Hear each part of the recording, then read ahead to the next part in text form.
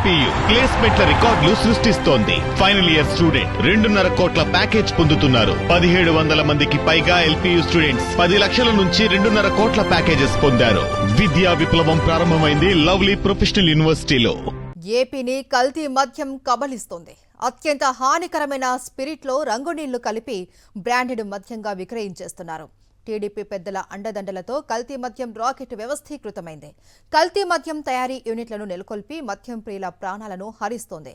కేంద్ర ప్రభుత్వ ప్రత్యేక ఆదేశాలను వక్రీకరిస్తూ బరి తెగించి స్పిరిట్ అక్రమ రవాణాకు పాల్పడుతుంది. టీడీపీ సిండికేట్ నిర్వహిస్తున్న దుకాణాలు, బెల్ట్ షాపుల ద్వారా కల్తీ మద్యాన్ని ఏరులై పారిస్తూ ప్రాణాలను బలికొంటున్నారు.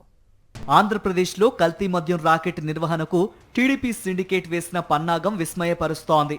కోవిడ్ సమయంలో దేశంలో శానిటైజర్లను అత్యధికంగా ఉత్పత్తి చేయాల్సిన అనివార్యత ఏర్పడింది.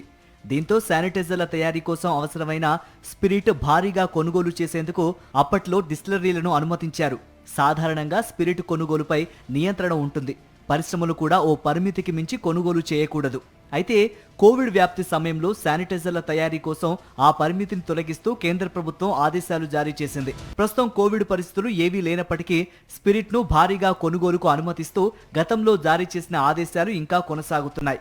సరిగ్గా దీన్ని టీడీపీ మద్యం సిండికేట్ తమ దందాకు అవకాశంగా మలుచుకుంది. కేంద్ర ప్రభుత్వ ఆదేశాలను ఆసరాగా చేసుకుని కర్ణాటక, మహారాష్ట్ర, తమిళనాడులోని స్పిరిట్ తయారీ పరిశ్రమల నుంచి డిస్టిలరీల పేరిట అవసరానికి మించి భారీ ఎత్తున కొనుగోలు చేస్తున్నాయి. అలా సేకరించిన స్పిరిట్ ను అక్రమంగా కల్తీ మద్యం యూనిట్లకు తరలిస్తున్నాయి.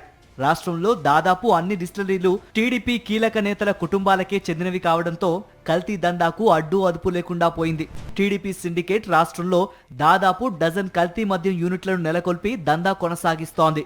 2-3 జిల్లాలకు ఒక యూనిట్ను స్థాపించి రాష్ట్ర వ్యాప్తంగా కల్తీ మద్యం ఏరులై పారిస్తోంది. యానంతో పాటు పొరుగున ఉన్న కర్ణాటక, తమిళనాడుకు కూడా కల్తీ మద్యాన్ని సరఫరా చేస్తున్నారు. కల్తీ సరఫరాను బ్రాండెడ్ మద్యంగా విక్రయించేందుకు టీడీపీ సిండికేట్కు అధికారిక నెట్వర్క్ ఉండటం కలిసి వస్తోంది. ఎందుకంటే రాష్ట్రంలో 3,396 ప్రైవేటు మద్యం దుకాణాలని టీడీపీ సిండికేట్ గుప్పిట్లోనే ఉన్నాయి. ఇక వాటికి అనుబంధంగా దాదాపు 75,000 బెల్ట్ దుకాణాలను కూడా సిండికేట్ నిర్వహిస్తోంది. ఆ మద్యం దుకాణాలు, బెల్ట్ షాపుల్లో కల్తీ మద్యాన్ని బ్రాండెడ్ మద్యంగా విక్రయిస్తున్నారు. రాష్ట్రంలో అమ్ముడవుతున్న ప్రతి 3 మద్యం బాటిళ్లలో ఒకటి కల్తీ మద్యమేనని ఎక్సైజ్ శాఖ వర్గాలే అనధికారికంగా వెల్లడించారు.